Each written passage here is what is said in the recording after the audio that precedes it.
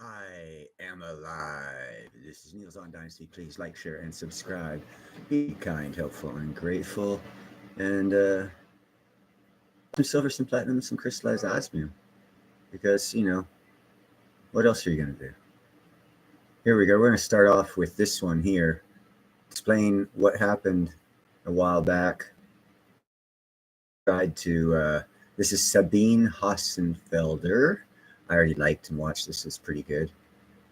2022, NASA made the first step towards a technology that might one day save all of us, asteroid deflection. They did it by letting a small spacecraft hit an asteroid. It's taken a few years to analyze all the data, but in a paper that just appeared, astrophysicists report that the outcomes were not quite as expected. Just what did they find, and what does it mean for asteroid defense? I've had a look. The NASA mission was called DART, short for Double Asteroid Redirection Test, and if you've never Googled it, you should. 10, 9, 8, 7, 6, 5, 4, 3, 2, 1. 0. Blast off. Mission. Football. Falcon 9 with the DART mission.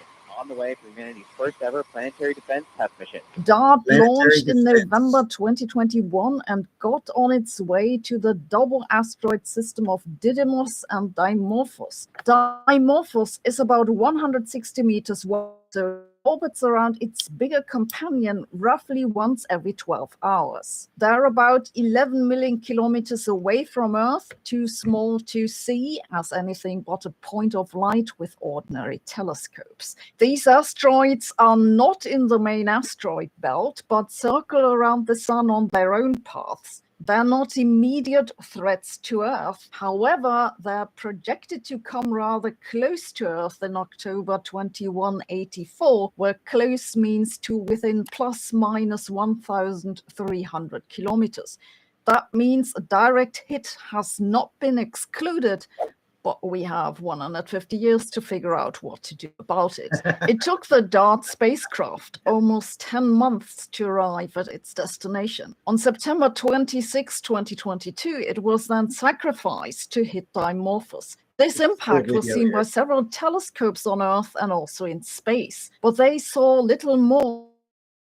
Impact did happen. However, DART brought along a small Italian satellite called LiSiaCube. It set DART craft a few days before impact and then flew past the impact site. It carried 2 cameras that recorded the debris trajectories. The new thing is now that we finally have the analysis of these recordings. Until now, mission planners expected most of the kick would come from the spacecraft's own momentum, plus a roughly uniform spray of fine dust and small pebbles. This expectation was partly based on NASA's Deep Impact mission from 2005 that had a probe hit a comet where exactly that happened. But the data now reveal this isn't what happened with the DART mission, not at all. The authors of the new paper say that on Dimorphos, the impact kicked out lots of boulders, some of them quite large, most of them rocketing off at high speed. And here's the kicker, quite literally. The boulder fragments carried more than 3 times the momentum of the spacecraft itself. Even more surprisingly, those boulders didn't escape directions. They clustered into 2 main directions. The researchers believe that this is because the impact site itself had those 2 boulders here that my cursor on are very important for later on in this story. 2 bigger boulders that were annihilated. So what did this do to the orbit of the asteroid? The observations we have so far agree that the DART that looks like a conglomeration of smaller asteroids that over time can. Some of the asteroids are not that. Some of them, like Oumuamua, are solid rock, and they appear differently in the while going through our galaxy because of what they're made of. This one here probably has a lot of platinum and iron in it. impact shortened the orbital period of What's up, Dimorphos JM? around its companion by approximately 33 minutes. So it definitely did something. We'll know more after the Hera mission from the European Space Agency. It launched last year in October and should arrive at the asteroid system in late 2026. Its job is to map the impact crater in high resolution and also to measure how much the orbits of the two asteroids around each other have changed. And this is how slow science works in planetary defense and all this other stuff. We expect it to happen overnight, but what what they've been doing over the past 20 years is launching missions to discover what happens if we try different things to divert the direction of an asteroid that might come into Earth's path. So it's a long going science, and every time we do something, we learn something new about categorize asteroids as different types to as how they will react when they get hit. And then we have to come up with different ways of deterring or redirecting their motion without whatever effects that asteroid material is made of will do. In this case, this asteroid did some real weird crap, and we might see in the next little while, I don't know, 150 years, even though this asteroid will miss Earth, we might actually catch a couple of the fragments from this experiment will come through the atmosphere in 150 years or so. And since it's a European mission, it'll also investigate whether the boulders are unionized and demand hazard pay. The overall effect of the DART impact on the path of the double system was totally negligible. This is because the DART spacecraft was so small. It had JM, as to your question, does this prove that space is a vacuum? Absolutely not. It proves that there's other things out there. Because if you look back in the video when she showed how it exploded outward, it actually took the speed of the satellite, hit the asteroid, and it fragmented out at 3 times the speed of the asteroid. That's vacuum-esque for sure. Directed in 2 directions and clustered shows that there's most likely, they haven't determined yet what else is out there. We believe it's a dark matter.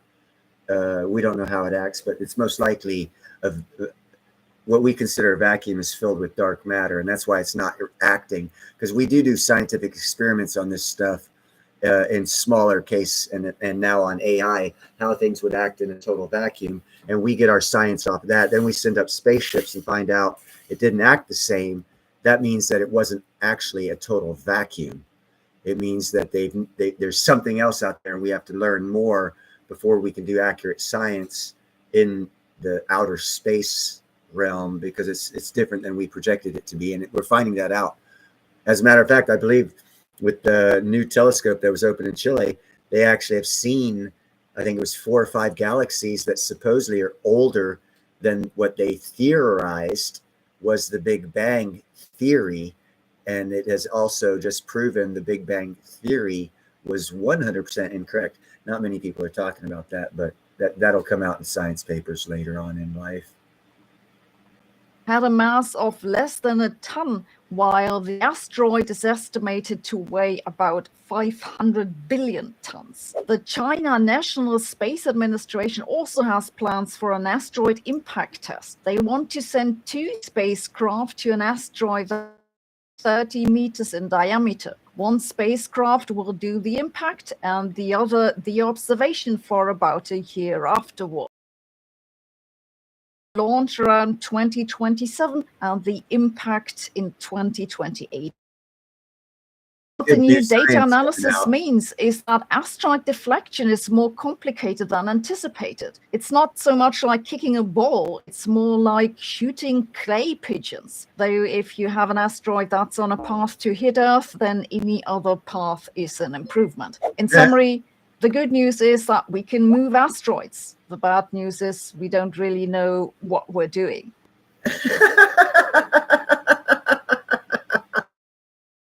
The bad news is we can move an asteroid, and that's a good thing. The bad thing is we don't know what we're doing. That's hilarious. All right, give you some more political news here. Oval Office comments yesterday about Barack Obama and treason might seem to most to be the headline grabber of the day. Don't miss the importance of what he said again about Federal Reserve Chairman Jerome Powell, because if you do, you'll miss the historical importance of what is going on right now, which is a full-scale assault on the central institution of British imperial economics. And it has the modern-day empire in a frenzy. What's up, Yes, the Mo? material released by DNI Hey, hit Director that like Tulsi button, Gabbard, Mo. which puts Obama in the political crosshairs, is explosive. But as Victor David Hansen said, This was a 3-year project to overturn the will of the American people and to destroy administration. Makes Watergate, as people have remarked on, Laura, look like small potatoes. It really did. It's such a magnitude, we can't even grasp it. it makes Watergate look like small potatoes. And it does.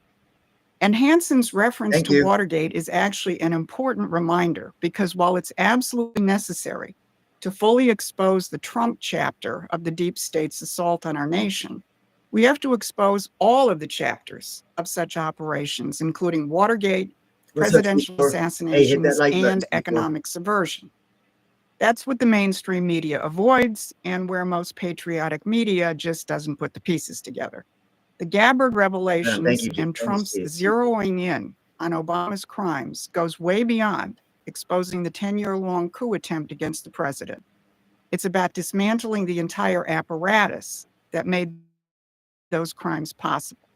This is Susan Cohen. Now, if you hear me online saying there's been we're in economic World War III and no one knows what it looks like, and I always catch flack on like George Gammons or the uneducated economists, I'll say those things and people will lash out at me like I don't know what I'm talking about.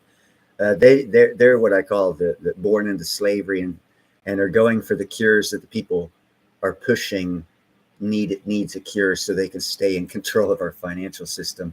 And that's diverting them from helping get to the actual cause, which is basically the British imperialists, like this lady said. And it started in 1913 with the ending of tariffs that we ran our country off of for 150 years, something like that. And it started the unconstitutional Fed and the unconstitutional income tax. And that was in 1913, 112 and a half years ago. So all of us were born into that system. So we don't know what it's like to have a free America. In our brains and everyone's brains, it's like, no way. We were raised so we're free and blah, blah, blah, blah, blah. And yeah, to a point we are. But when it comes to economics, we are far have been.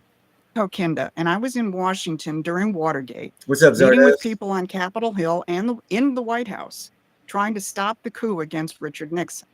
But the deep state, with its media arm, acted with impunity and gotten away with it for over 50 years, dismantling our economy and dragging us into wars.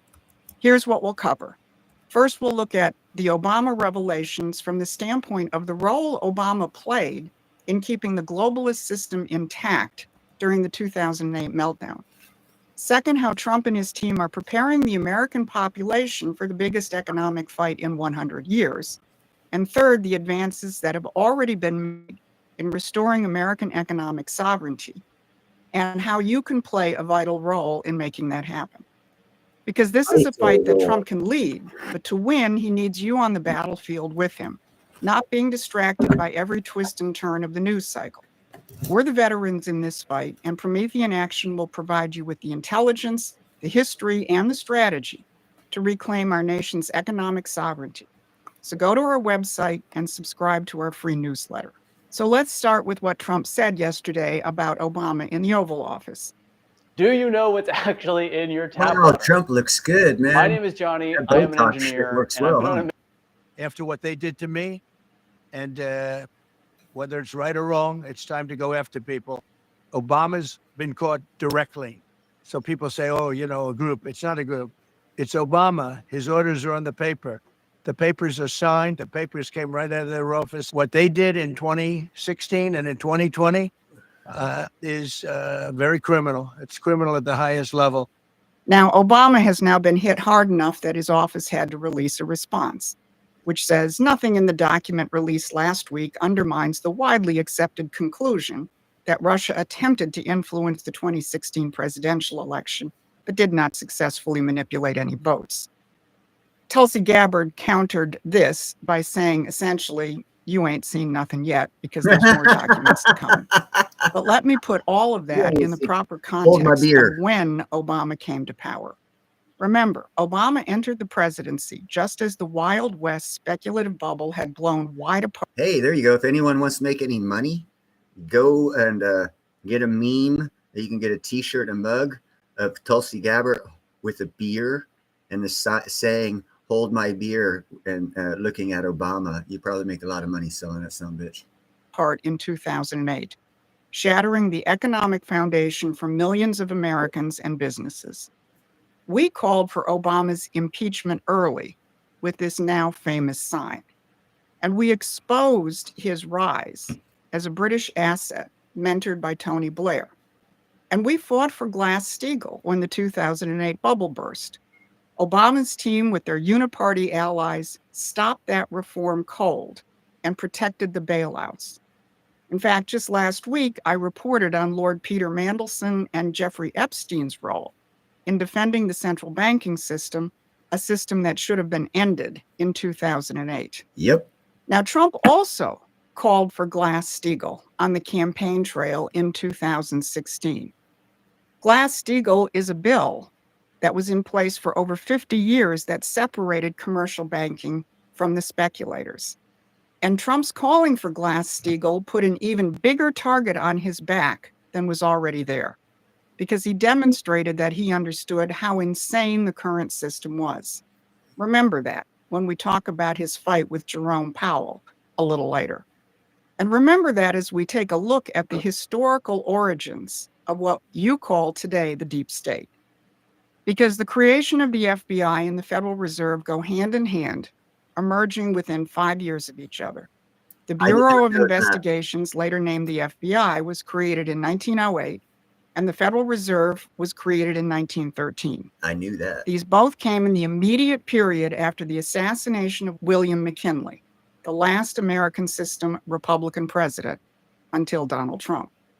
Shortly after that bureau was created, British intelligence dispatched one of its officers, Claude Dancy, to the United States, where he was embedded as the resident secretary of a super elite country club on the Hudson, founded by the Rockefellers and frequented by them and the Morgans and the rest of America's financier elite.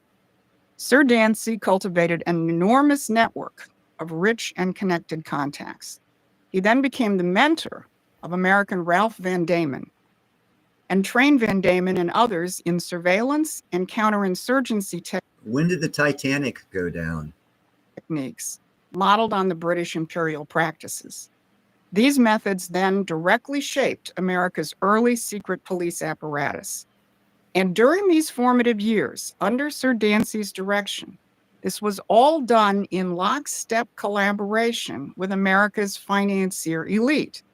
Dancy's biographer wrote, his contacts from those years controlled banks, railroads, public utilities, as well as the production of vital materials such as rubber, copper, and oil. They were also able to pull strings for him and gain him access to men of power, like Secretary of War Baker. In other words, our original National Police Force, which was renamed the FBI in 1935, was set up to protect the interests of the Anglo-American elite. There's a similar story to be told another time about the formation of the CIA. But in other words, the so-called deep state has always been the policing arm for the empire's financial and economic interests. Obama's conspiracy is just the latest chapter in this century-long story. Now, here's where it gets really interesting, and why Trump's Fed comments are just as important as the exposure of the Obama plot against Trump. Zardos, did you hit the thumbs Trump up? and his economic team aren't just exposing the inner workings of a decades-long coup against him. They are preparing the American people for a huge economic fight. They're bringing you into a public and heated discussion about the very viability of the Federal Reserve. Listen to Treasury Secretary Scott Bessent. I think that what we need to do is examine the entire Federal Reserve institution and whether they have been successful. Now listen to Kevin Warsh's comments about the Fed. Warsh is being considered as a replacement for Federal Reserve Chairman Jerome Powell whenever and however Powell's term ends. Here's what Warsh said about the Fed.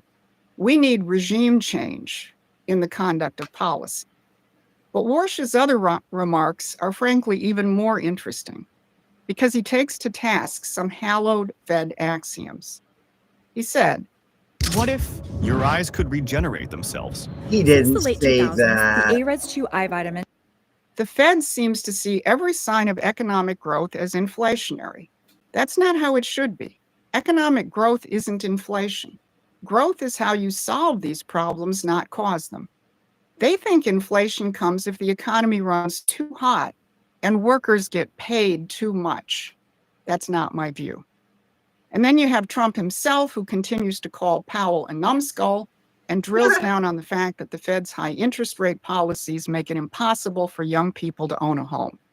Put all of that together and you begin. Unfortunately, Zardos, everything that's happened in the past is actually not conspiratorial. It's factual with documentation to back the fact of everyone's thought of it being conspiracy. To see a concept arising of a different kind of banking system, one that supports a decent standard of living driven by the actual growth of the economy and not the demands of the empire of money. That was once widely known as the American system.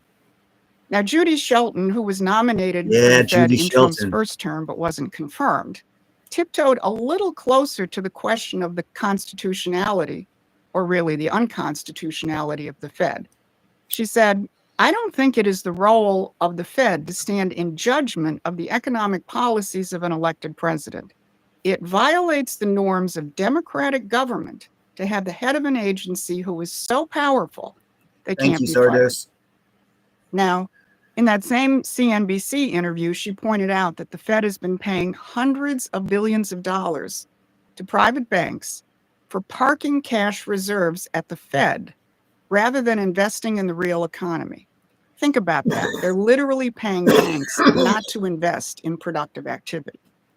And the question of productive activity and growing our way out of our deficit crisis and the need to have institutions that support that has become a driving theme of Trump and his allies. This is and that is why Trump's already got $10 trillion, and that's a T, not a B. He's got over 1/4 of our national debt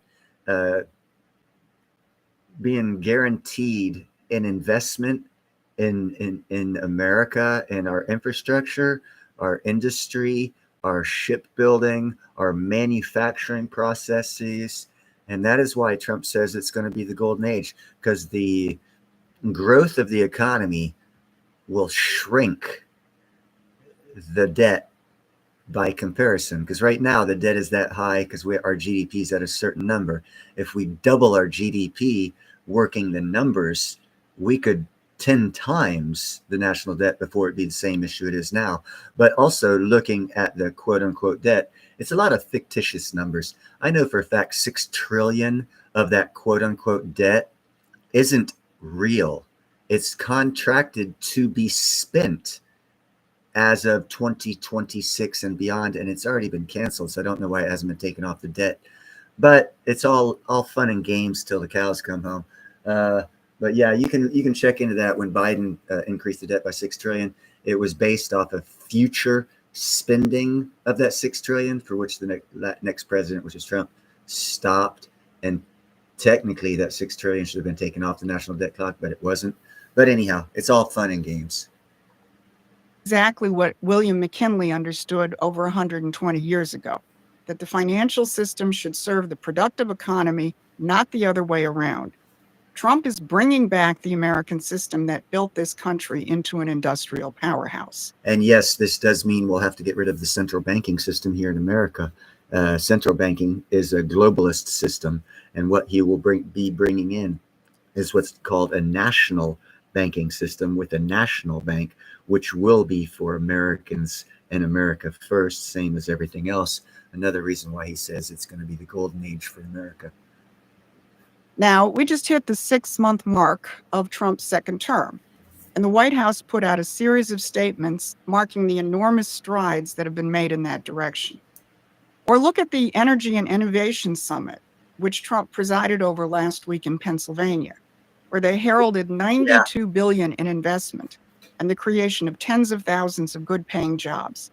Manufacturing jobs are returning, wages are rising, and more importantly, So we've been using it in a lot of those older horses that They've been normally using their older careers horses, were more sort of importantly. cut What? short through, you know, young people are finding hope again. I had a perfect example of that just last week when I was speaking to a Republican precinct delegate meeting in Michigan. I referenced the Trump administration's commitment to create 1 million skilled apprenticeships for young Americans when a delegate interrupted and reported that her grandson, who had been working as a marijuana chef, yes, that actually is a thing, is now in one of those skilled trade apprenticeship programs, and told her, "I've never been happier. Now I'll be building things." That's the difference between the financialized gig economy and a real producer economy. Amen to that, brother. The trades are coming back. Kids will be making money right out of high school instead of spending $400,000 to go party at college.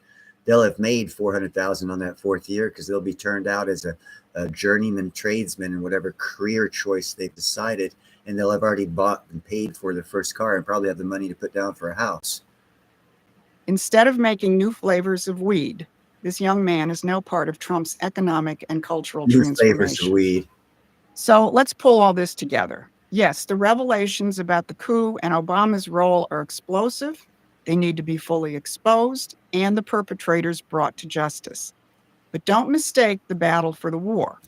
For over a century, the Federal Reserve and its intelligence apparatus have looted our productive economy, suppressed our wages, and kept us trapped in a cycle of debt and speculation.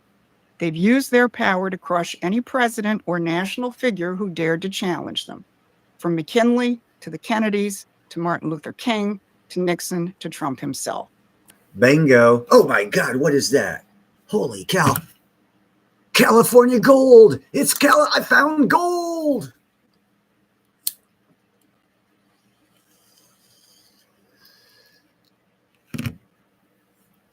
Gold is good in California, people. Now, excuse me, I'm exhaling. To JM's point, good. A nationalized banking system does not need to issue currency as debt. They can issue it as an asset, as they should. If you also know about Judy Shelton, a couple day or two ago, I think I had it on my live stream. She was talking about the possibility of in July 4th, 2026, of coming up with a gold-backed treasury bond, 50-year treasury bond. So that plays into getting to a national banking system. All of it comes, it's a big weave. Everything from all other angles are coming together.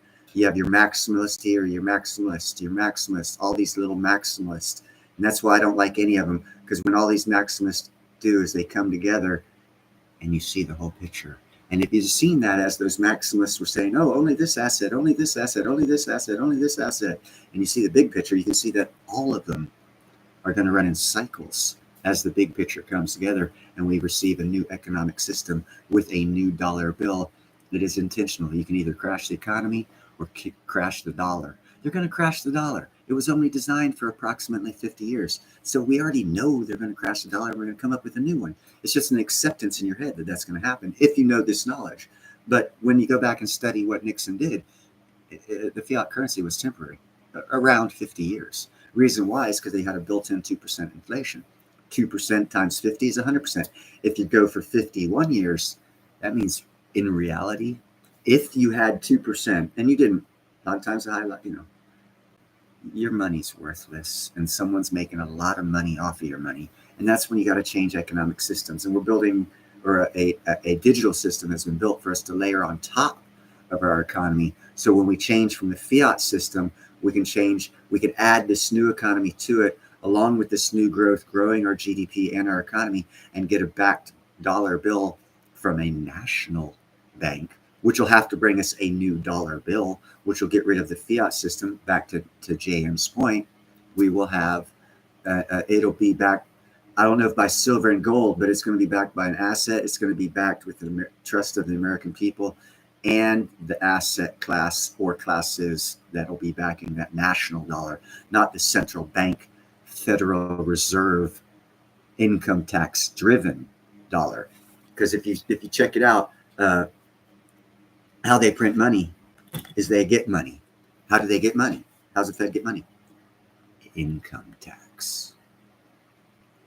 They get money from income tax. So they're going to always have money coming in to print. Yes, that money's supposed to be used, but they can put it on their books as income because it's an income tax. And then they can print money off that. So if you get rid of the income tax, you get rid of the Fed.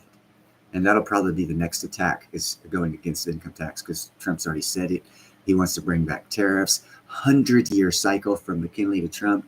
We all know a 100-year cycle is ending and a new one beginning. New currency, new economic system, back to the way it was before we were all born. What's up, Deplorable? Sorry it took a while to say hello to you, my friend. But that's basically big picture what's happening for the 100-year cycle and the end of the 100-year cycle. Like that lady said, from Mackenzie till now, 100 years, the British Secret Service back 1903, 19 whatever, killed Mackenzie, brought in the beginning of the what I just found out, the FBI, which is the police of the Federal Reserve. We've seen that in the past 8 years. So it's all tied in.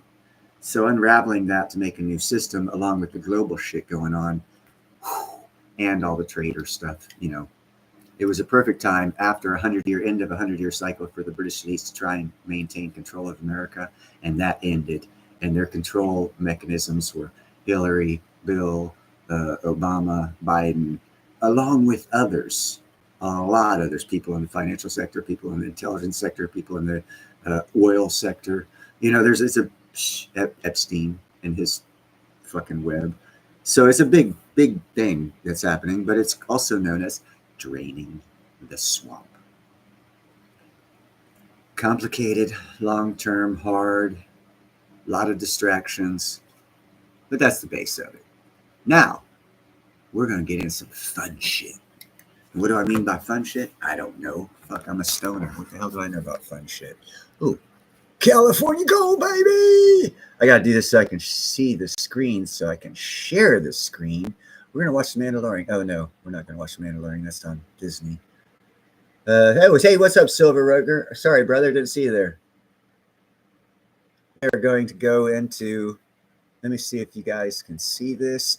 Yes, you can. Okay, in astrology, ages, if you heard me talk about ages being about 2150 to 2250 years long, okay, in the ages, the age of Leo roughly spanned from 10,900 BC to 8,740 BC, which is about 2,240 years, while the age of Taurus generally is placed between 42 or 4420 BC and 2260 BC, which is again about another 2,240 years.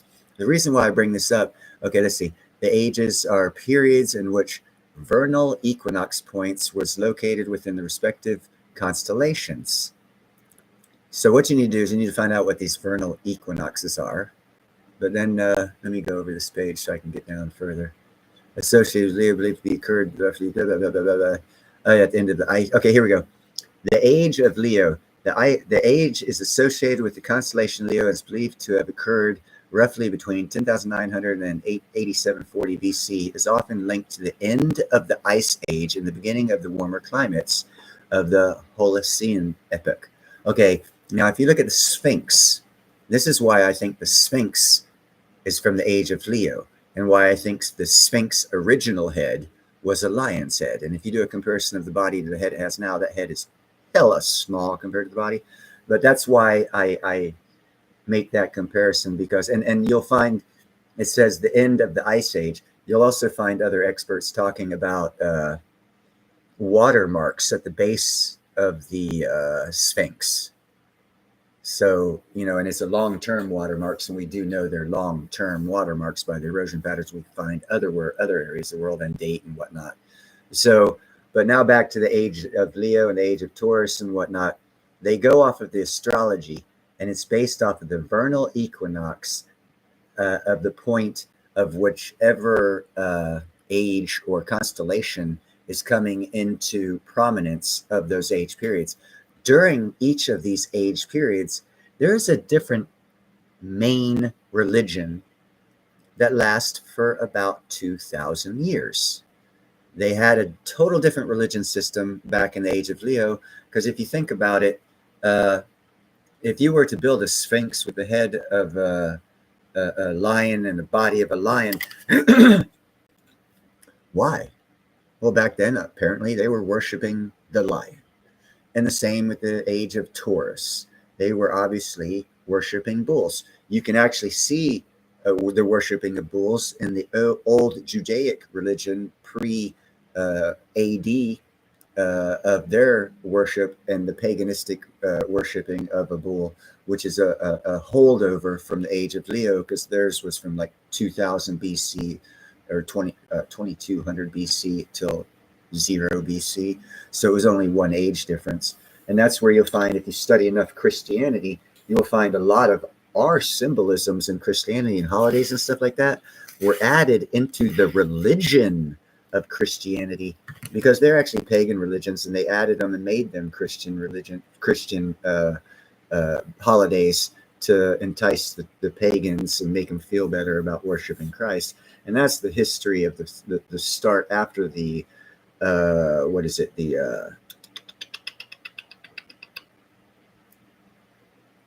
the Middle Ages, when the Black Death, the Dark Ages, where we have very little history. Right during that time, when we have very little history, supposedly, that's when all of it was added to the religion of Christianity, not the spiritual Christianity. So you can see a time period lap over till acceptance of new religions to time periods or ages. What do y'all think about that shit? Kind of cool, huh? Look at that California gold. My God, it looks good.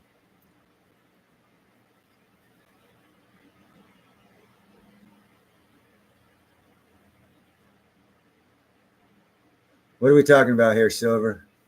Let's see. The program making progress. The plural. Okay. Hello, Silver. That makes sense. Too late for mushrooms over here. Oh, you're talking about the psilocybin mushrooms. Oh, we got to watch that word. I'm sorry. What she calls it. YouTube will bust my ass for saying that word. Actually, they already gave me a strike. I had to fight them to get taken back because I did a show on Paul Stamens. He's known as the Mushroom King. He's got 17 patents on mushrooms, specific different types of mushrooms for medicinal purposes. And they're literally patents given by the American government to him, right? And he's hooked up with the state of Washington's Washington State University to have done the research to get these patents to guarantee that they were right and all the science was good. And YouTube still, to this day, if you mention anything about mushrooms, there goes that word again. They'll look at you harder and probably take down the stream. They've done it in the past, and that should give you a tell. There's obviously some good stuff to exactly, Silver. Yeah, I've been following him for over. Oh shit. When I got in the study of bees, heavy study of the bees, there's actually a correlation between bees and mushrooms, believe it or not. I got into Paul Stamens around 2012, 2011. I heard about him and started researching him a little bit because of his study of mushrooms, as God's will is, all glory to God. He noticed that lots of bees were floating around his mushrooms, and he actually took time to observe them and noticed that they were drinking the dew off of the mycelia. So what he decided to do, since he was working with Washington State University, he decided to study those bees as well. And he found, and this is freaking amazing that the whole world isn't talking about this, I know about. It was like 2013. He found out about this 2014. That the bees that drink the dew off of the root systems or the mycelia systems of mushrooms, there's a chemical in there that actually turns on the immune system of bees. So having said that, that must lead me to believe, and everyone else to believe, that logically, if that turns their immune system on, if they don't have access to it, then their immune system is turned off. That would actually help in a colony collapse scenario. And if you look at the Forest Service 25 years ago, they put out a mandate that their people should start destroying mushrooms that they see out in the wild. So henceforth, it looks like someone might have, if Zardos for conspiracy theories, it looks like the American government might have planned for the destruction of the mushrooms so that the bees wouldn't have a source of mycelia to get a hold of to keep their immune systems turned on, which would eventually, with one parasite added, like the varroa mite, would eventually cause a colony collapse scenario and allow for a lot of tax dollar paying money to be flowed into 5 people's pockets who own 13 million hives for the monoculture crop. But that's just a conspiracy theory. And yeah, it was thought out, and it's probably right, but time will have to tell on that one. Because there was a lot of stuff happening. And that's also another reason why my beekeeping system hasn't taken off, because it addresses a lot of the issues that could solve the problems. And we all know they don't like solving problems. There's no money in solving problems. But my beekeeping system actually introduces a layer underneath the floor system of the trailer that you can pull out when you have them parked that makes available mushrooms and the mycelia network and dew from the mycelia network to the bees, so they have a readily available source of dew on the mycelia to keep their immune systems turned on, thus making them a happier, healthier bee, which happy and healthy bees don't usually attack, which means you can walk around them without any kind of suit on, and you can do things that the beekeepers tell you not to do. You can walk in front of the hive, sit down in front of the hive, and talk to your bees, and they'll just fly around you and not care. How do I know this? Every now and then I show a video when I'm on StreamYard until they change the rules, and anyone who's seen those videos, I actually do that. I've got video of it back in 2014, 2015. I've tried my system. It's perfected. It works. The science is real. And it should be going out nationwide. Everyone should want it. The whole world should want it. But it's being suppressed. And I'm not going to let anyone else know about it because someone already tried to steal it. I haven't told you that story. Yeah. Someone tried to steal the whole thing from me one time. Not physically.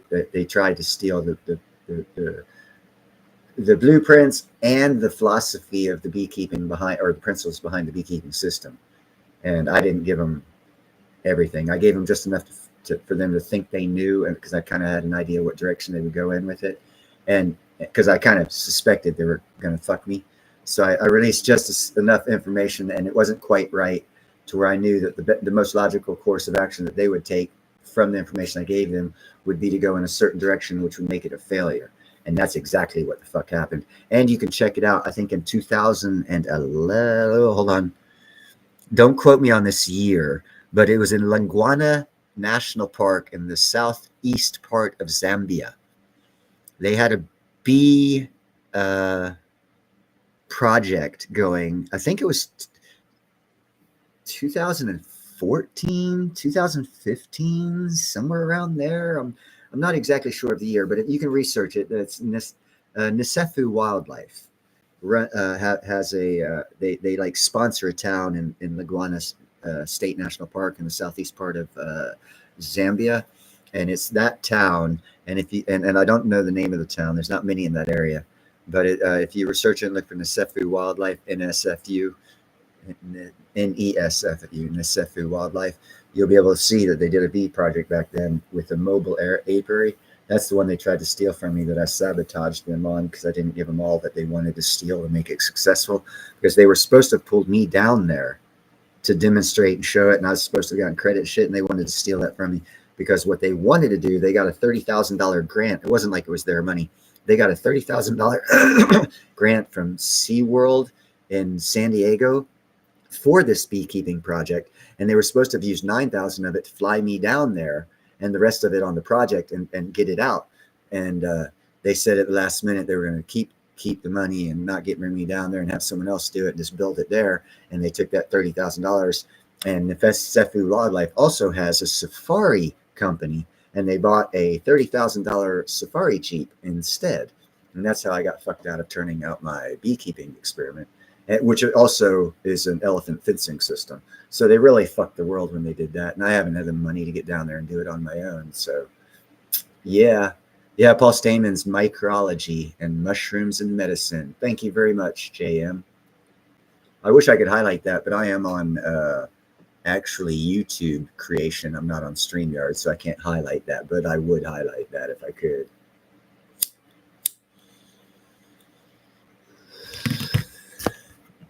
And I'm not sharing screen right now because I'm not really sure I want to show you guys this next video, and I probably won't.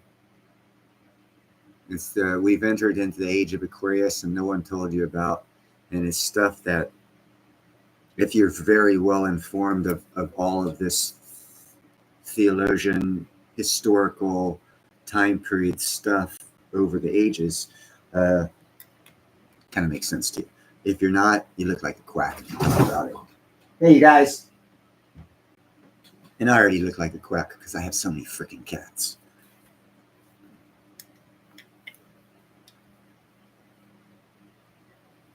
Wasps. I go out of my way, Zardos, to try and kill when I have a beehive. I don't have any beehives now, but I actually, I'd set up traps for wasps because I'd sit out while I was studying my bees. I'd sit outside. I was one block down on the next road over on the other side of the alley, and I had a porch. And I had my bees on the porch, so I'd sit on the porch, smoke pot, and just observe them for hours at a time, take notes, and make observations. And I stuck out a small Kentucky Fried Chicken side dish jar, like you get coleslaw in. I ate corn coleslaw, cleaned it, and I stuck some honey in there because I wanted to see if I could get a picture of the bees' tongues. And all of a sudden, and I got some, oh my God, I got some gorgeous pictures of their tongues. Their tongues are about 3/4 of long. It's their body. It's amazing how long the bee's tongue is. I can see how they can get into the narrow plants, flower, and like a hummingbird, and get inside and get the nectar. But in doing that, wasps came around. So what I would do is I'd take my thumb, and I would, as a self-confidence pride thing, I'd see how many I could kill every time I was out there. And I got up to killing 23. And that's when I found out a little bit about wasps. And I found out if I took a little piece of meat and put it out there instead of letting them take the honey, they'd carry the meat back to wherever they're located in the ground, and I could kill their hive. And that's when I found out that you want to have skunks around. Because if you have a skunk, even in this rural type city setting where you have yards, skunks forage and eat wasps from their nest. Wasps nest in the ground. So if you have a skunk around, you probably don't have wasps, because wasp is the favorite food of a skunk. See how nature works? But if you kill off all your skunks, you're going to have wasp problems. They'll thrive. Is it okay to stay still? If you don't threaten the wasp, it's a natural thing, man. If you're walking along and someone comes along non-threatening to you, how are you going to act? You're just going to pass them by. If you're walking along and someone comes along and is threatening to you, how are you going to act? Totally different. So if you go non-threatening, they're not gonna threaten you. And when you got to think differently, you got to think like and this is what gets people in trouble. If the bees, and then people say, "Well, it attacked me. The bee attacked me," and I'll say to them, "Well, what did you do?" "Oh, it was flying in my face, so I did this." Okay, now imagine yourself as a little bee against this big giant, and then all of a sudden, this freaking hand 50 times the size of your body that has enough air pressure to blow you off sideways comes along. Is that not an attack for your little pea brain if you're a bee like that? Yeah, it is. So by doing something like this, just when the bee is observing and investigating and will fly off naturally, can get you stung. Most of the time, they won't fuck with you. They're drawn to your breath, and they'll get stuck in your hair. The only place you never want to get stung is in your ears. That'll kill you.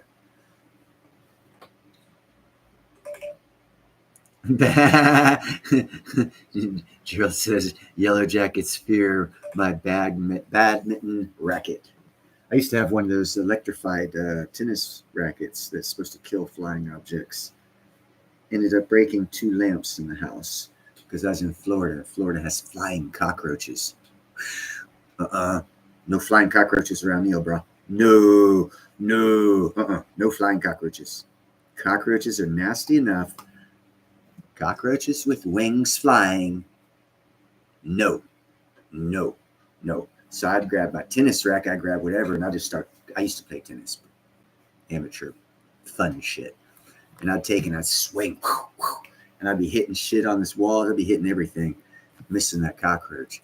Hardly ever hit the cockroach. But I scared the shit out of him. Made him not want to come back. That and raid. I think it might have been more the raid. Exactly, Gerald. It's like, damn, how many times you got to swing at him and kill your shit to get the point across to that freaking critter not to come back?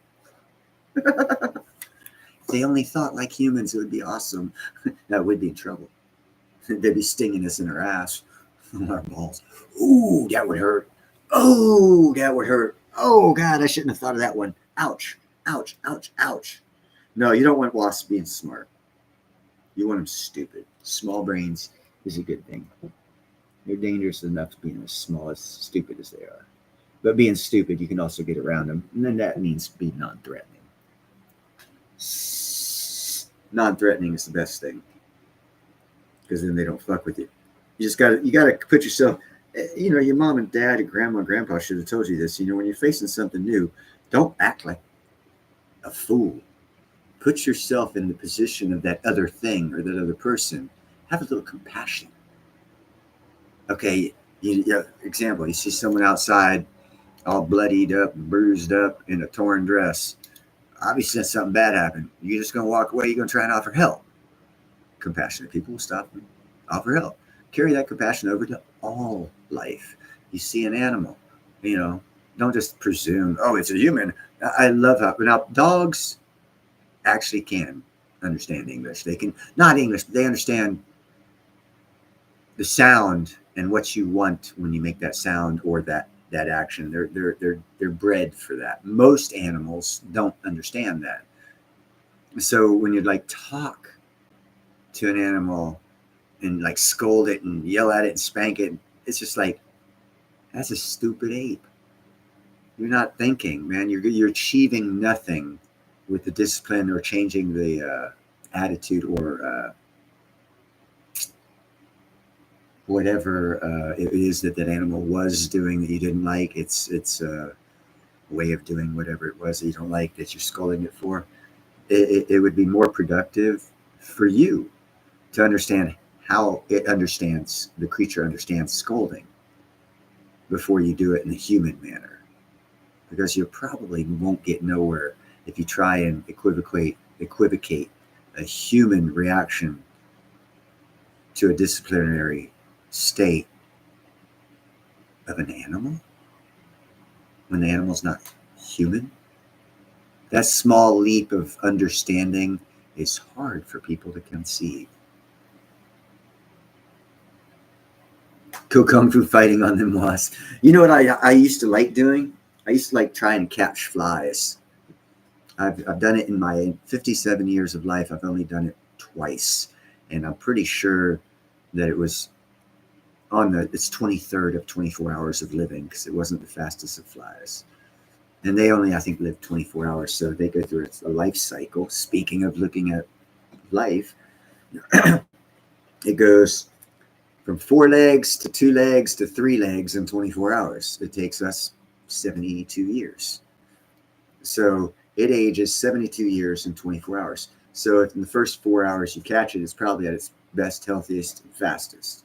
And then the last 4 hours of that 24-hour cycle, it's probably slowest and has bad eyes and not paying attention when it's doing whatever it's doing, puking on something, trying to dissolve it so it can eat it or whatever.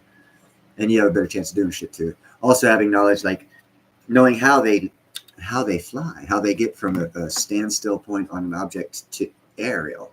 Their little bitty legs actually catapult them. They like boom, jump in a certain direction. So if you go up and lightly blow a wind that you know is coming at them from a certain direction, their leap will be responsive to that wind. So you'll have a general sense of which direction they're going to jump when they do their leap thing and instant fly. So you can take away part of their speed by knowing where they're going to be, because you caused it by blowing. Not just go up there and go, that'll cause them to go away. Go up there from a distance and go, and you have a better chance of it. It's philosophy. It's how you go about things, not what you do, but how you do them. It can help you succeed. And you got to think and understand your opponent. And flies, if you want to catch them with your fingers, understand them a little better. You have a better chance of catching them. It's not that you're smarter or better. You just have understanding. That's everyone should. Everyone should understand. That's not an intelligence thing. That's a willful thing, if you understand that. Let's see. Dogs can be taught to recognize up to 2 symbols of words fairly easy. Yeah, I knew you would understand what I was saying, JM. They are trainable. Crows, actually, from the science that I've seen, are actually, what was it? There is one dog out there that gets like 200 commands, and I've seen a video on it, and it's like 200 toys, and it knows the name of each toy. And they filmed them, guys saying the name of the toy, and it went got the toy. That's how they know it knows that many commands. But there was a crows on a general overall population, not the exceptions, which that one dog's an exception. Generally, crows are actually smarter than dogs and can be trained faster. And wolves, I think, also. No, it's not wolves. What was the other one? They had this one test where the critter was a canine critter. I don't know if it was a dog, a coyote, a wolf. I don't recall right off the top of my head. But it had to like pull a string, and then a piece of food would fall down.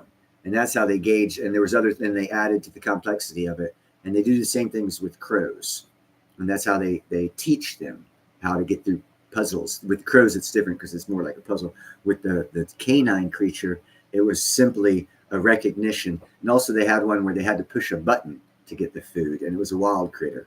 And they were testing basically the intellect or actually, I don't recall what they were going for. It was just interesting watching.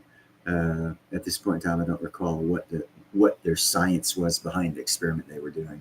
But it was cool to see, and I did recognize that and recall that crows can be taught, because they said crows are more intelligent than dogs for size of brain.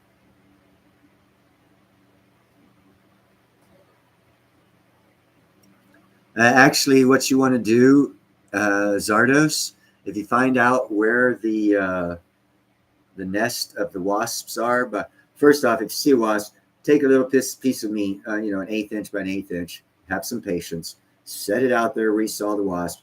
They'll come along. They're carnivores. Wasps eat meat. They eat you alive. They're also cannibalistic. They'll eat themselves, but not themselves, but other wasps. Nah, hold on, wait, no, not the wasp. Retract that. That's not true.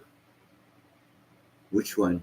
It's okay. Anyway, we're on wasp. They're carnivores. So if you stick a little piece of meat out there, they'll grab that piece of meat, because that meat is, well, depending on how far you think their hive is, make it a little bit bigger than like an 1/8 by 1/8, because the heavier it is, heavy enough for them to carry, but have to work for it, they'll keep stopping, and that'll give you time to keep up with them.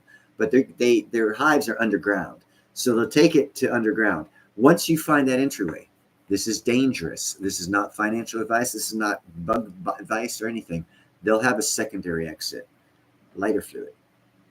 Lighter fluid in an area, it's not going to harm anything. No one will see it. I mean, no one's going to call the cops on you. It'll probably be in your yard, contained area. I mean, don't go out and like in front of City Hall and do something. That's stupid. That's why I don't suggest doing this. But if it's on your property, that's how I would take care of it. Because lighter fluid, usually on ground, if there's a hole, it'll burn down and last just long enough to absorb all the oxygen, suck the oxygen out of the insect's little bitty lungs, and probably kill them. Or if it has an exit, it'll start pulling air in from that exit, and you'll start seeing them fly out of the other exit, which means you got to have your head on swivel as it's burning, and don't be focused on the small little flames that'll come up. That'll be a bluish color, which isn't visible from long distance. It's not like a gas fire, and that's why I don't suggest using gas. But you'll see them come out of another area of the ground, quickly spray that area and light it up too, and then you'll guarantee that you can kill them. But that is not bug killing advice, and I do not suggest doing it unless you have a fire extinguisher on hand or a hose or anything like that, because that is very dangerous, and you can burn things down and hurt yourself, and all those disclaimers. Wow, I forgot I was being recorded on a public broadcasting network. Yes, disclaimer everything. I do not suggest doing that. That is the way I've heard that you can take care of them.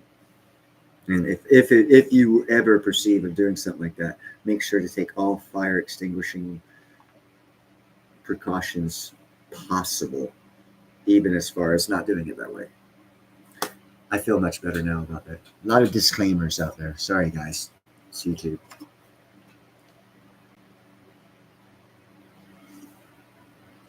Oh, and I did a stoner podcast with my neighbor, who I built the sound studio for. He's into prediction and all that stuff. He's got some cool stuff for changing sounds during the middle of songs, changing like one instrument's level compared to when all the rest are playing. He's got some kick-ass equipment. I know nothing about it. I mean, I do know a little bit, and it's really kick-ass equipment. But we did a little stoner podcast. He wanted to do it, so I said, okay, cool. And he does excellent job editing. So I've got a stoner podcast that probably about like 15 minutes. What's up, Mike? Yeah, it's definitely not advice. Thank you, Zardos, for agreeing with me on that. But he does hella good editing, and his wife's a professional movie and music video and commercial production design editor thing she does professionally. She just came back from Australia where they shot some shit. So they got, that's why JM, that's why the camera, when I sent you that first osmium tape, it was such a high quality. It was theirs. Same with the commercial or the stoner podcast. It'll be of the highest quality. I told her he's going to help me put it on YouTube because I don't know how to do it from his camera.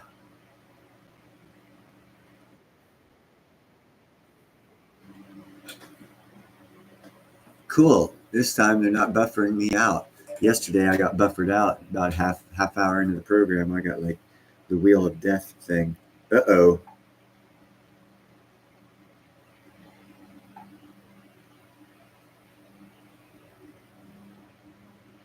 No, not this.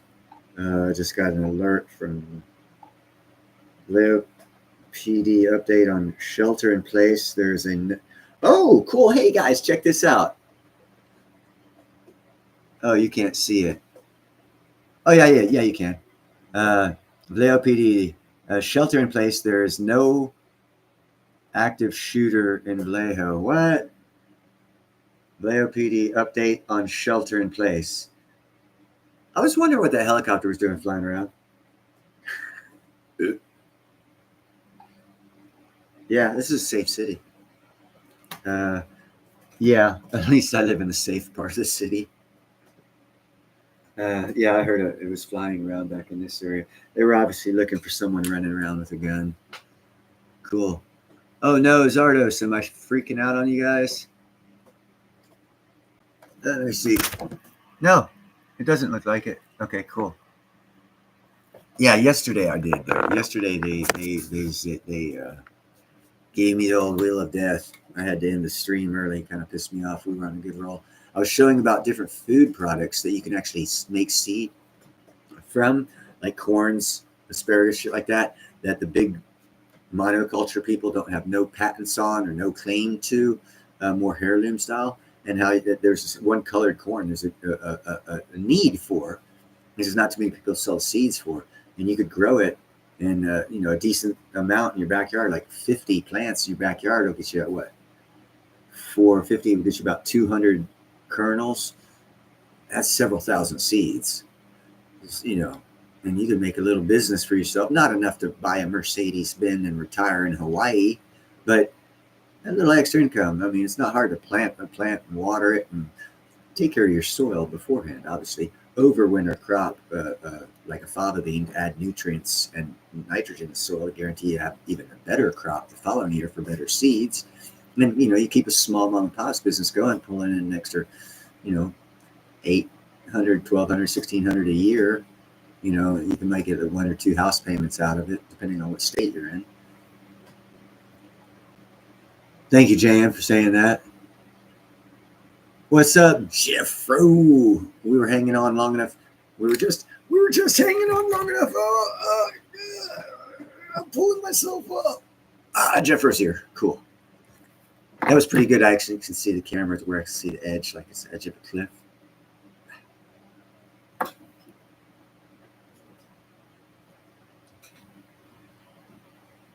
I'm gonna buy me a Mercedes Benz. Some country singers did that song. I don't recall the song. It's just that part came into my head. Because Zardos put out, I'm gonna buy me, and then he did the music thing, and that's the first song that popped in my head. Psychological warfare there, Zardos. What? Look at that shit. What the hell's up with that? Damn. None of y'all told me I emptied it out? And I didn't repack it? Here, smell that. Man, that shit smells good. Should have scratch and sniff, so that way you can scratch your computer and smell what it smells like. There's another business for you tech pros out there. Your scratch and sniff computer app. I don't know how the hell you do that. I don't think it's possible right now.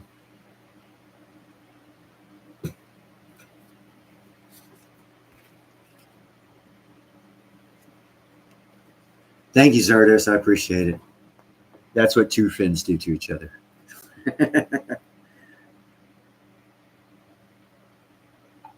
Hold on.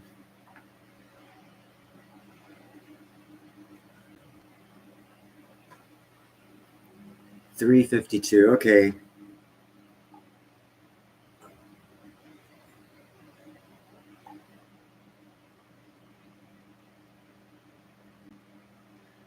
Now I just got a shelter in place, not shelter in place.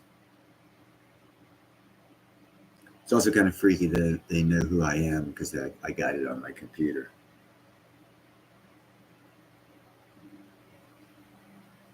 Active shooter situation leads to shelter in place.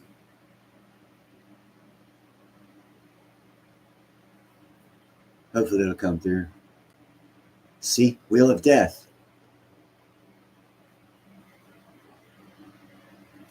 Do I even have sound on this motherfucker? Yes, I do. Oh, I know what's going on. I think I turned off sound to media.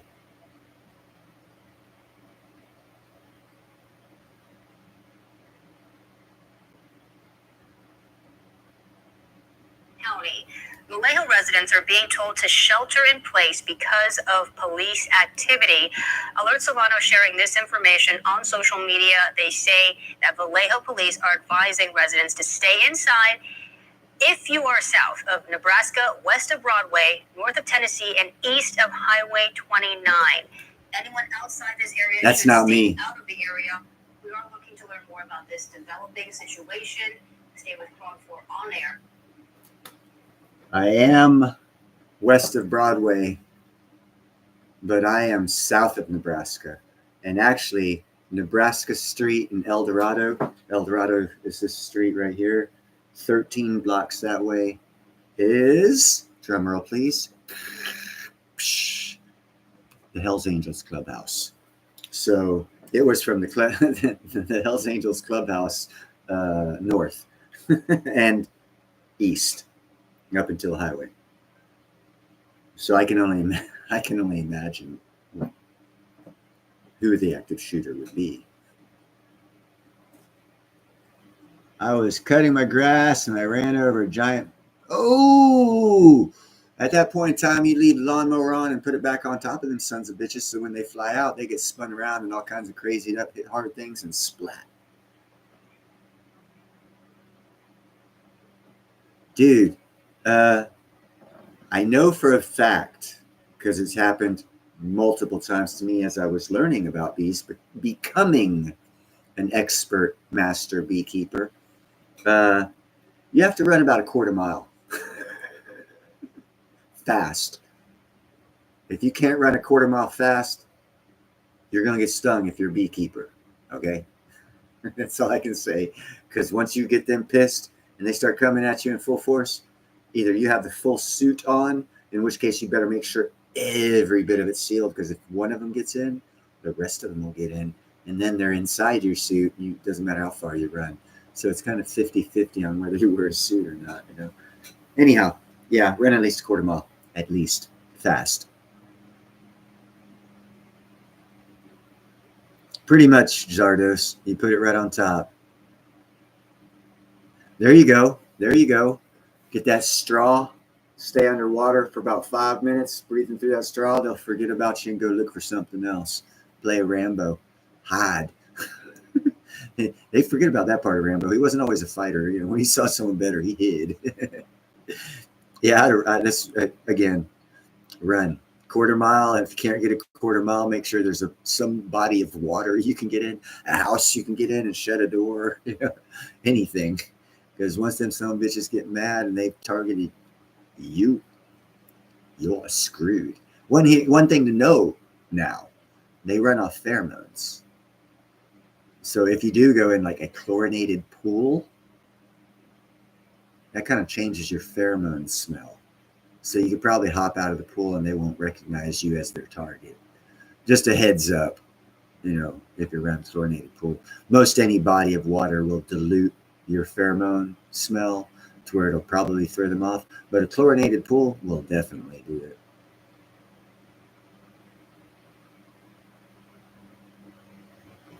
JM, as they say, you just have to be faster than the slowest guy, whether it's the bear or a bee chasing your ass.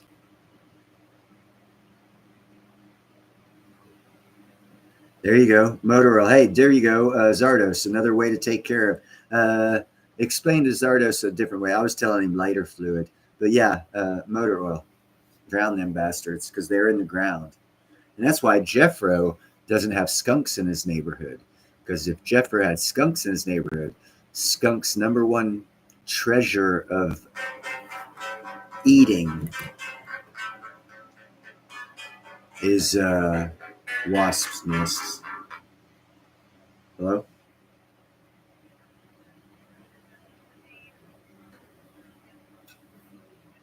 Yes, ma'am. About a year old. One turns completely feral when I try and stick him in a cage, but he's the sweetest baby. I can turn him upside down, rub on his belly, and he falls asleep on me. But as soon as I put him in like a carrier, his attitude changes. The other one's total sweet the whole time. But as soon as he comes out of a cage, he'll be okay.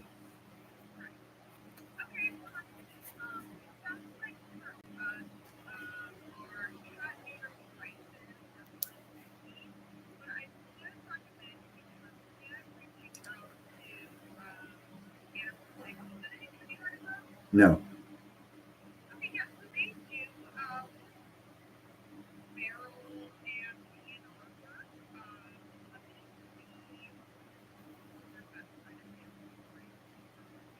Actually, your price is pretty good because there was a colony about 3 years ago across the street of about 30 cats. The old lady died, and they obviously came out in the neighborhood. So I took it upon myself to I trapped like 20 of them and hooked up with a nonprofit and got them spayed and neutered. So of course they still hang around and I feed them. And I got about 38 babies over 3 years captured and adopted out. But they're, you know, of course I brought a couple in. These two males are two of the ones I brought in and decided not to be adopted out. And the price then was 120 for males, so 150 is not bad. Yeah, they were charging, and females were 90 and males were 120.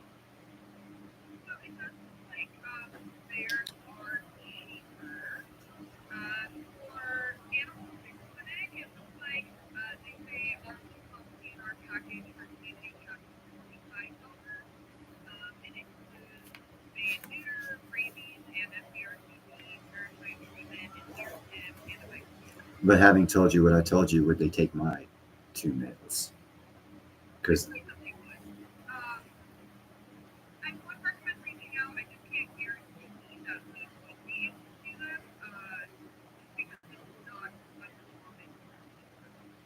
okay, well, do you have that number? Thank you. Got to get some of my cat's nuts cut off. Sorry.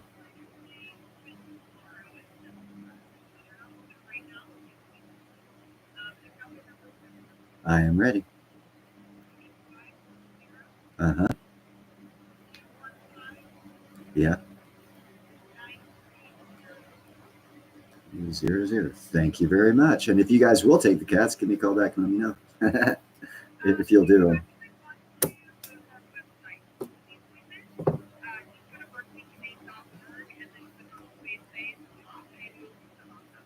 Right on. Thank you very much. Bye-bye. Sorry, guys, that's very important. I already got 8 kittens because they're not fixed. That 2 males are not fixed, so they're costing a lot of money, and I needed to get these others fixed. So I had to take that call. Sorry about that. Thanks for engaging with each other in chat. Chad, what's up? Scam calls. No, actually, no, this is not Sal. This is not Sal. That was not a scam call. That was actually a vet that gave me a number for that I could get $100 cheaper per cat if they take them spayed or neutered, I think, for the guy cats.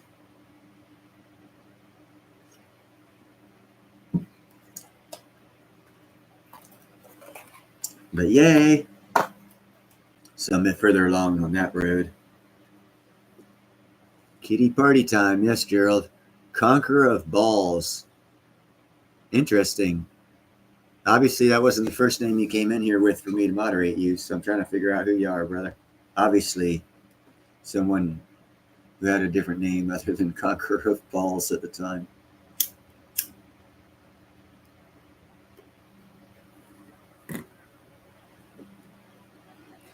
Chad, Wolfen, Schlegenstein, Bergerdorf. I just love saying your name, dude.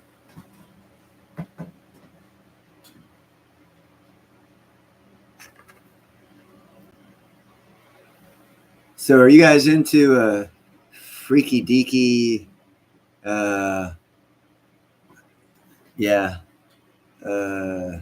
little video? I'll narrate over basically about the age of Aquarius that we're entering in and what might happen within the next 50 to 150 years. So it really might affect us, but it might not. But it also might explain some things, or it might not.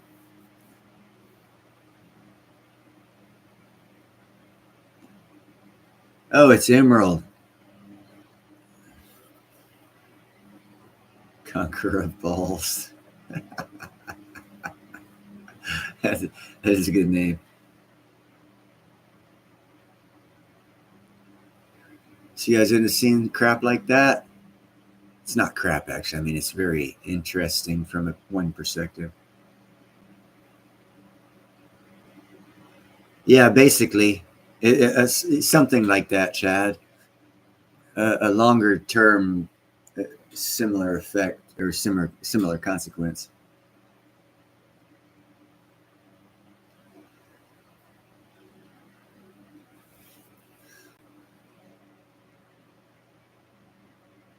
I tell you what, we'll do. It's possible it's got something to do with that, Chad. I mean, I haven't watched the whole thing. It's actually, how long is it? It's like 45 minutes. I didn't get into watching it, and I'm damn sure not gonna watch the whole thing right now. Maybe on the next one I'll do it. Yeah, it ties in more with the older ages that I mentioned earlier of Leo and Taurus and stuff, and the abilities we had then, which is why we can't figure out how they built shit that's older than, like the pyramids. They keep coming up with things and no one can agree that that's the right way it was done and all this other crap. It's because during these different time periods, there's different abilities that humans have. Hey, what's up, Mike? I already said that, but hello again.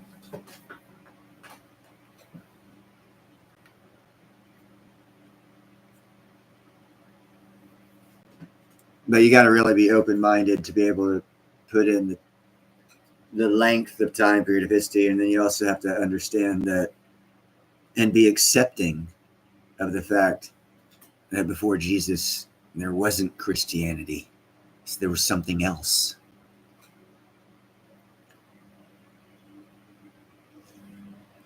Simple thing a lot of people have a problem conceiving.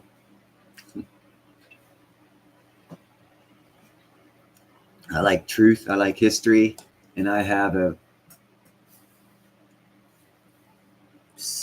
quasi need.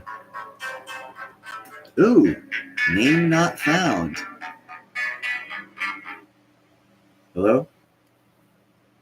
This is a message from Alert Solano. This is the Vallejo Police Department with an update on the shelter in place. There is no active shooter in Vallejo. The shelter in place remains in effect due to police activity for anyone south of Nebraska, west of Broadway, north of Tennessee, and east of Highway 29 in Vallejo. Okay. Tennessee Street is eight blocks that way, so I'm real close, but obviously it's real bad if they're calling motherfuckers. So basically that was a call from the police department, guys, telling me where they have police activity. Apparently they picked him up. I'm going to call that number. Hey, be my guest, bro. I don't know who you'll get, man, but it'll trace back to you, not me. So, I'll just keep that in mind.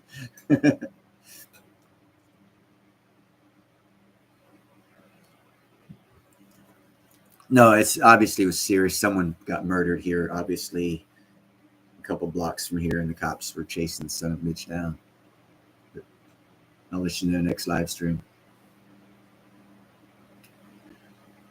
And that also lets you know, obviously it's not the first time it happened. Well, it wouldn't be obvious to you, but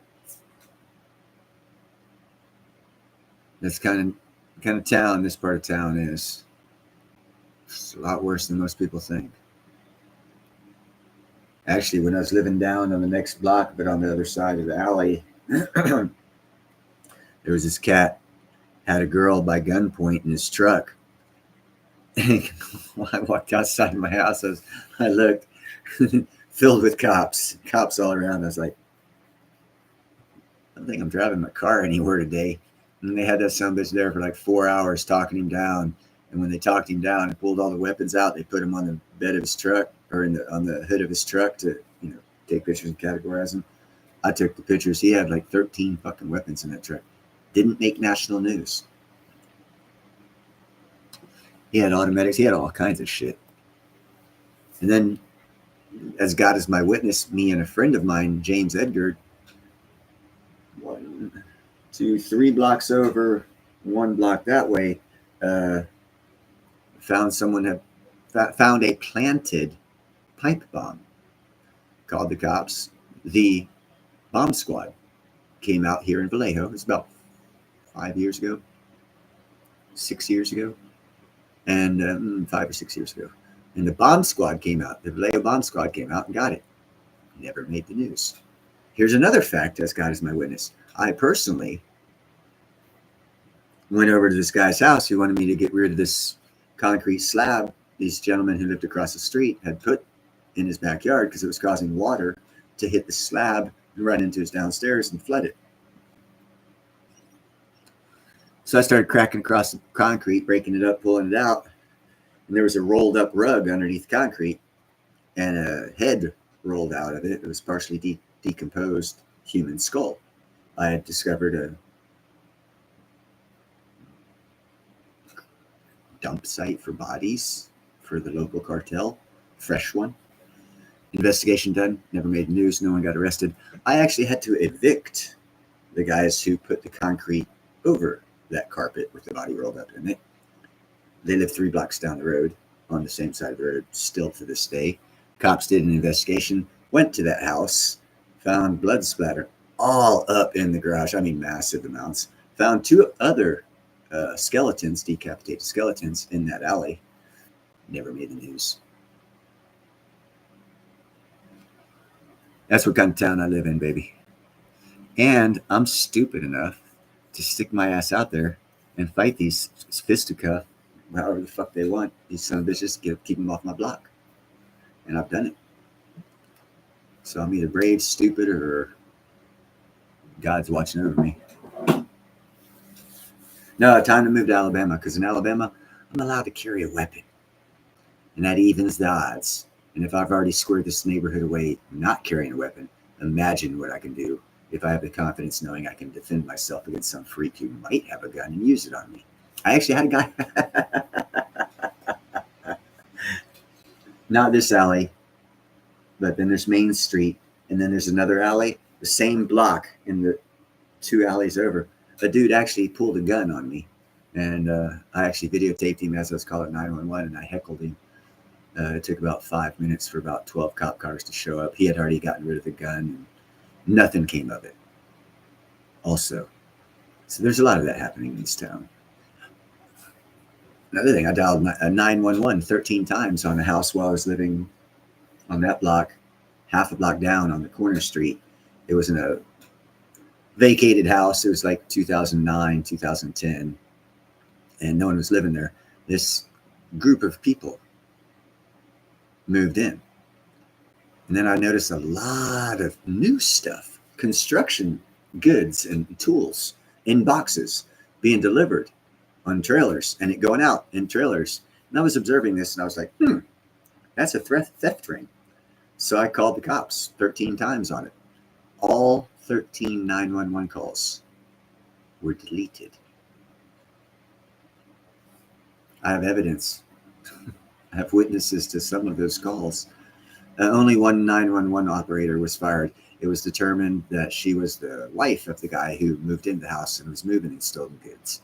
No one got arrested. Yeah, so if you think you live in a bad neighborhood, guys, I'm just letting you know, it could be worse. It could be a lot worse. I didn't mean to bring any of that shit up. The Vallejo PD is the ones that called and told me about the safe fucking shelter in space spot shit. So I just decided I'd talk about it. That's not even talking about the federal investigation that went on for the 5 cops. You have a badge that's got stars on it.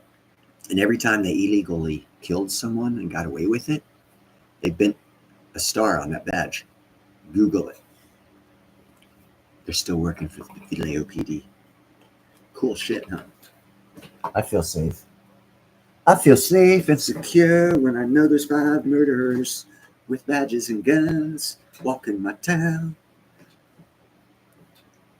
Yeah. Pretty much, quite frankly, Los Angeles is safer than Vallejo. There you go, Chad. Hey, what's up, Tom? But yeah, there's a little history of Vallejo for the past 20 years that I've been here. Oh, well, I could tell you about this one too. Cops used to run down this road so damn fast because it's a cut through to get to the highway. And up on El Dorado, 2 blocks up on Main Street, the road I used to live on in El Dorado, it's at the top of the hill. The cops would always cut down and come down this way. This one cop was going so fast up the hill. When he made the cut, he hit the curb. His car jumped and landed in this lady's house. It was a 3-story house. He landed on the 2nd floor because she was on the downhill side of the hill. His car hit it, passed the garage side, landed on the fucking right in her living room where her couch was. Her couch was sitting that way. She was sitting on her couch, and the cop car ended like 2 inches away from her couch that she was sitting on watching TV. It was. I knew the lady, when she told me the story, it was funny as shit. Of course, it scared the hell out of her. She got a lot of money from the Vallejo PD, by the way. The Vallejo PD has a good, here's another one. There's this lady ran into a cop, all bloody, found a cop. Said, I've just been kidnapped and I got away. Help me, help me. He said, fuck no, you're crazy, bitch. She sued us, found out it was true, and she got $7 million. Right now, Vallejo has no city insurance. If I were to walk outside, trip and fall on the road and sue them, they would settle out of court. That's how bad this town is. Anyhow, let's not talk about the shithole that I live in or my life. Let's talk about something fun. Let's talk about nuclear weapons. No, I'm kidding. I'm kidding. Let's talk about like John Candy's cop car 55 landing in the truck of the Blues Brothers. You got that right, Jeffro.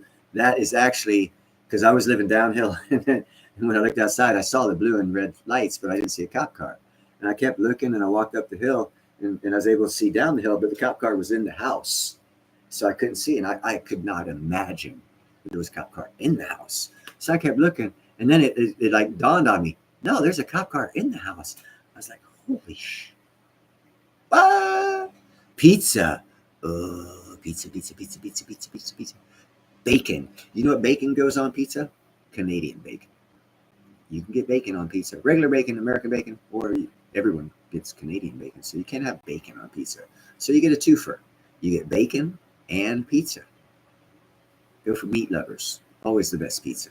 Thin crust, so that way you don't waste the tummy space on bread. You're getting meat. Meat carnivores. Meat. That's somebody good. Where's the beef? It's on the pizza. Pizza. Yeah, I'm supposed to go over to a friend's house tomorrow, and we're going to have he's going to order. Oh, you only do pepperoni? Well, that's cool. Pepperoni's good. What's up, Silver Shelby Stacker?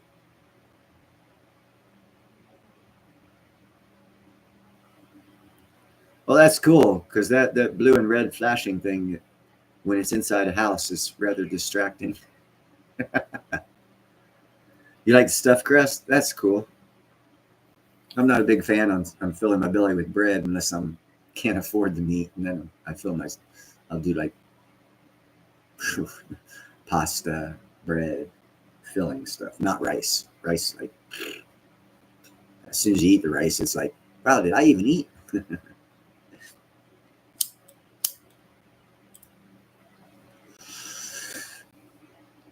This is tobacco.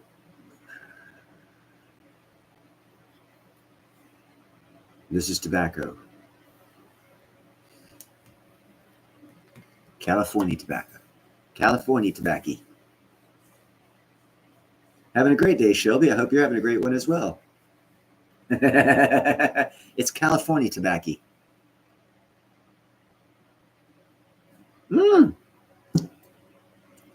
Thank you for making me say that, because my brain just clicked. I got this show I just started watching. I keep track of his stories. Every now and then I'll watch them. Do you have a pizza gallery in Cali? I'm not sure. Probably down in LA, they probably do. This show keeps up with regulatory changes and laws in reclassifying marijuana. And dude, within 2 to 3 months, marijuana is going to be reclassified and from a class 1 to a class 3 felony, which makes it available for industrial and medical use. All I can say is this is not financial advice. Hold on. This is not financial advice whatsoever. It's just good advice. It's not financial advice. I am not a financial advisor. I don't give stock advice. I don't know nothing about stocks. But I can tell you, if President Trump makes his campaign promise from his first time in office over 8.5 years ago, 9 years ago, when he started making this promise that he would make medical marijuana legal nationally, that stock right there has been waiting for him to do that. It can't get no lower.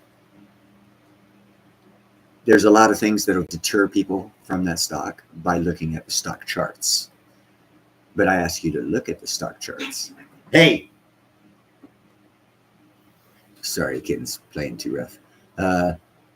And if you know anything about the stock market, they take off non-performing stocks or negative performing stocks for 5 years in a row if they're negative performing.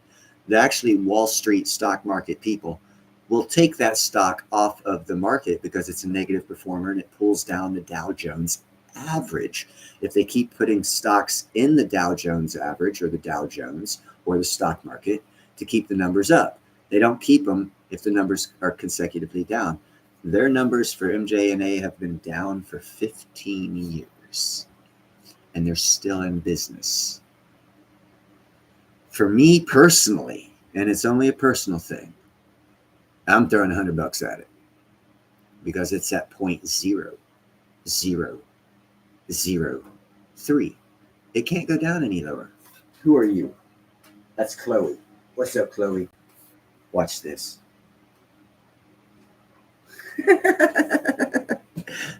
It can't go any lower. It'll only go higher. And as soon as Trump announces within the next 2 to 3 months that he's going to legalize marijuana for medical purposes, that stock will get a bump.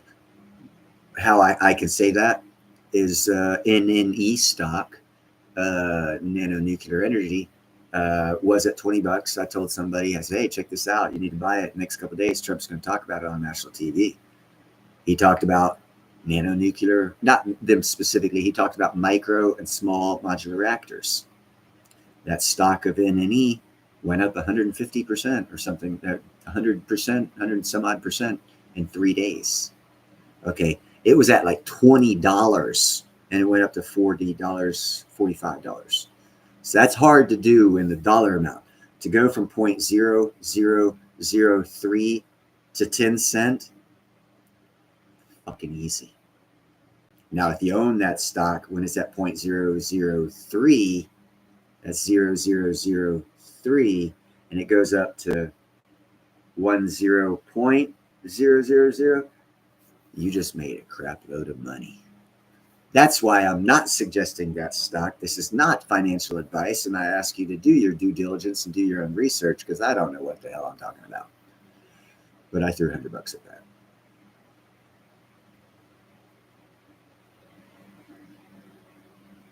Kentucky tobacco. There you go, Chad. See, Chad's got Kentucky tobacco. I got California tobacco. And you can grow California tobacco anywhere. You can grow Kentucky tobacco anywhere if it's the same type of tobacco. Sorry, I'm looking at that cat right there on the screen. But for me, I'd have to look like this. But actually, I have to look like this because everything's reversed. It fucks with me.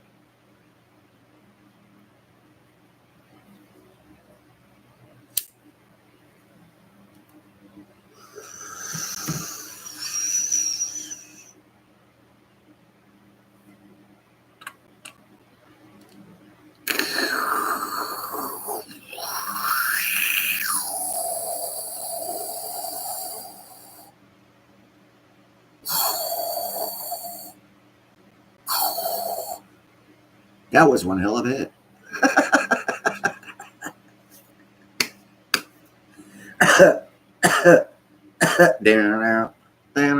All right now.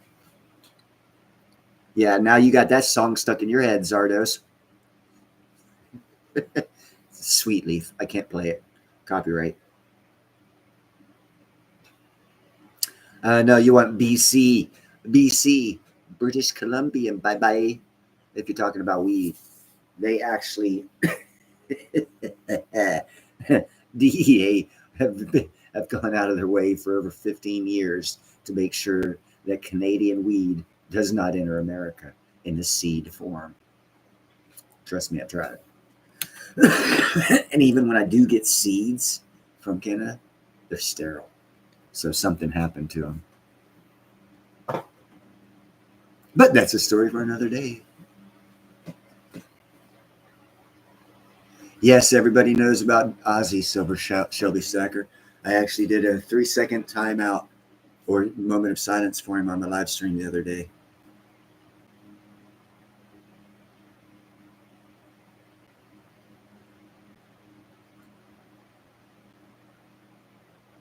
Excellent, JM. You know, literally, Ozzy should have taken and stopped singing 15 years ago and enjoyed the rest of his life with his money, in my opinion. But he was out there with a walker singing. I guess that was fun for him.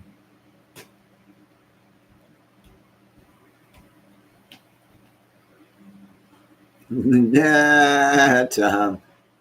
No, we got to go with Crazy Train, Tom. We're going off the rails of a Crazy Train.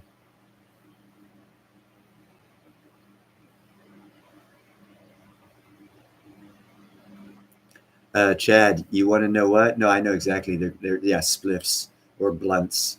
That's actually the worst thing for your lungs, because what happens with the cannabis sativas when it gets into your lungs, the capillaries, the phalanges in your lungs, it causes your lungs to expand to where you get more oxygen, and that's why you cough most of the time when you inhale a deep hit, because your lungs are expanding. Coughing is bringing in more air for the space expanding in your lungs. These right here, and that there, which the spliffs or blunts are made out of, again, you said 60% tobacco, does the exact opposite. It causes the interior of your lungs and the phalanges to contract. So when you combine both of these at the same time, you're fucking your lungs up. Just a heads up, you can do whatever you want. As soon as I found that out, I never did it again. It's everyone's personal call. It's your life. You got to live it. It's my life. I got to live it. Everyone makes their own personal call. But having information so you can make better personal calls is why I give this information. It's not a personal suggestion. It's just information to be given so that you can be knowledgeable of. If you were not, if you were, hey, it's just information I'm given for people to make more informed decisions for their own personal lives, not to take and do it, just to be informed of it so that you can make your own suggestion.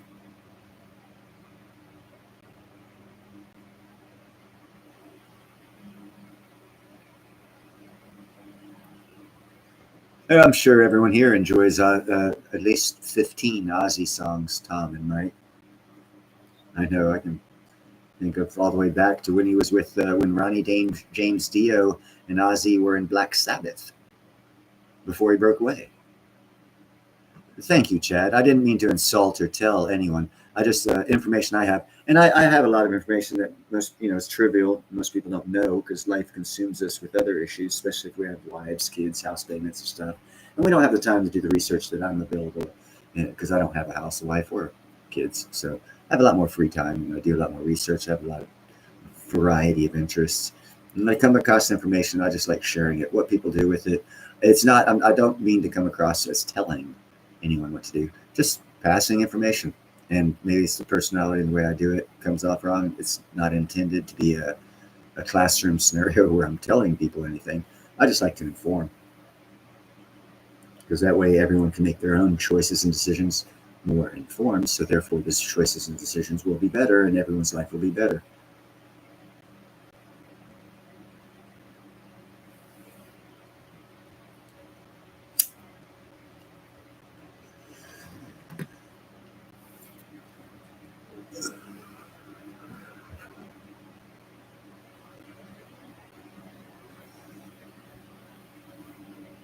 Anyhow, what subjects do we want to touch on? I got Mandalorian on, what is that? That's on Disney. We've watched The Mandalorian. I'd probably get a copyright. We ain't going to do that. Not going to do that, YouTube. Don't give me a strike. Don't time me out. Don't shut off my stream. I'm joking. You want to talk more about pizza? If I could, let me see if I can. I might be able to. Let me give you all something good to look at here. Nothing carcinogenic. There we go. And I got to do it. See if I can do it. Hold on.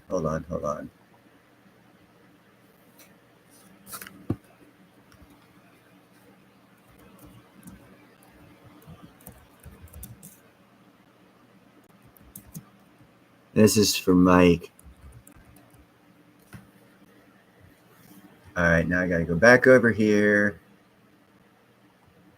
There we go. There you go, Mike. It's the best I can do for you, brother. Pictures of pizza a couple different times. If you notice the one in the middle, it says Mike's Homemade Pizza. That actually is more, it looks, of all those pictures there, being that when I lived in Italy back in the 70s, I actually ate pizzas the way they made them. And of all those pizzas there, that middle pizza and the one, the salami red onion right beside it, look more of a traditional type pizza, but neither of them have enough green stuff on it because they like loaded vegetables and there was no meats on the pizza. and the cheese was like spotted. It wasn't like uniformed. But there you go. There you go, Mike. Heaven, baby. I think even the one on the left side, I think, is a stuffed crust on the top. So you got a couple of varieties there. I think the one on the bottom, second from the right, has black olives.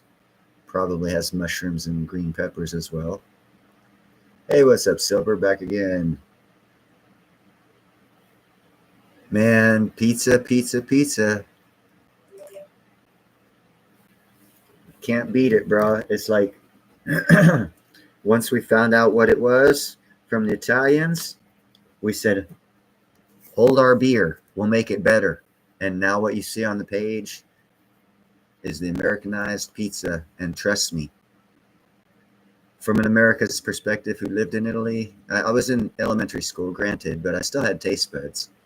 And American pizza tastes so much more American than the Italian pizza, which is, obviously their pizza is for their taste. And like I say, they usually don't put meat on their pizza. And they might now because they've absorbed that tradition from the American pizza. But like, see, now when I say this, okay, the island of Sardinia, here we go. Give it a little explanation. Where is that? There we go. Let me scoop over here to the Mediterranean and pop back down. Down, not up. Okay, here we go. All right, I'm going to get rid of this screen. Sorry, Mike.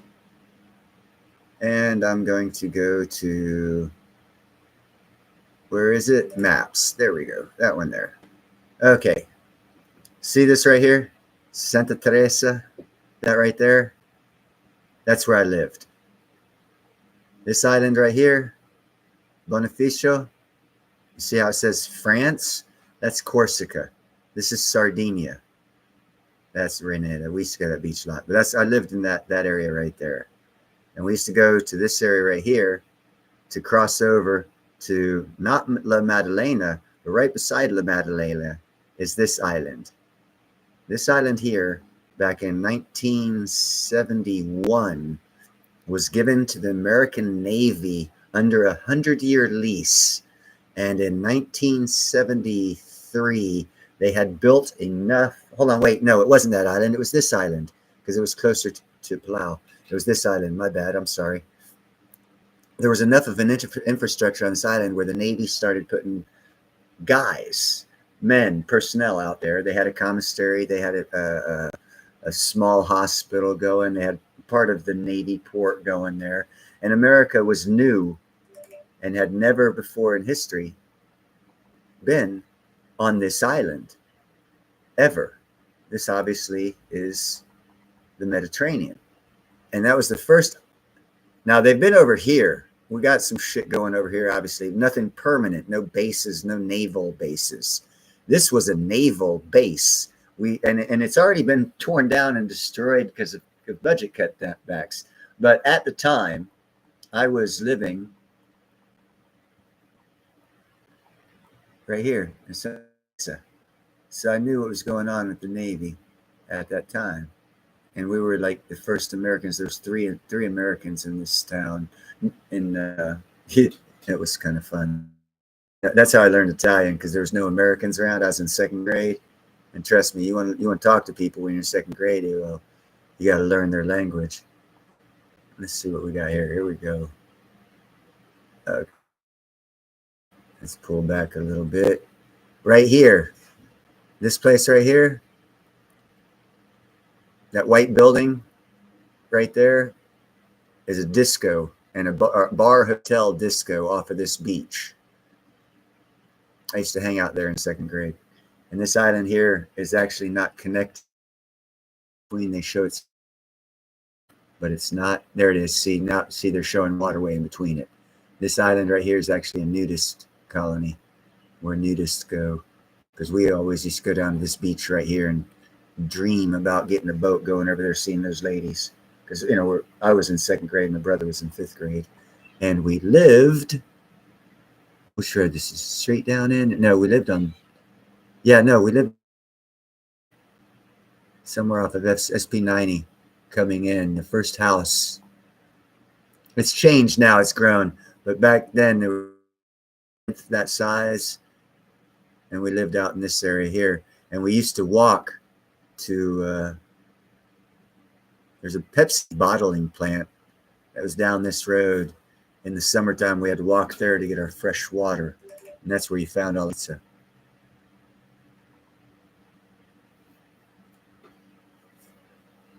Nickel News blackout screen. Oh, shit. Sorry about that, guys. Well, I just showed you the area of Sardinia that I lived in.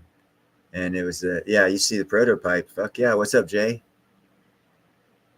Well, yeah, you got the description. If you go to the map between Sardinia and Corsica, there's a town called Santa Teresa, and about 15 kilometers southeast is a town called Palau, and that's where we'd go to catch the ferry to go to the Navy base and go to school, because the American school was on that Navy base. So every day for 2 years, I spent an hour on a ferry, a half hour getting to the island and a half hour leaving the Navy island. And sometimes the school bus wasn't at the port of Palau, so we got to, explore. It was kind of fun. Again, it was the first year of that school. We actually, I was only in second grade, but it was a school from kindergarten to 12th grade, and it was the first year it was open. So there was a naming contest, and let me see if I can recall. It was Porta Lamar, Vista Lamar. That was what they ended up calling that school, View of the Sea, Vista Lamar. But they've already torn that school down because it's been like 45 years. And that Navy base has been torn down. It's now probably a private island.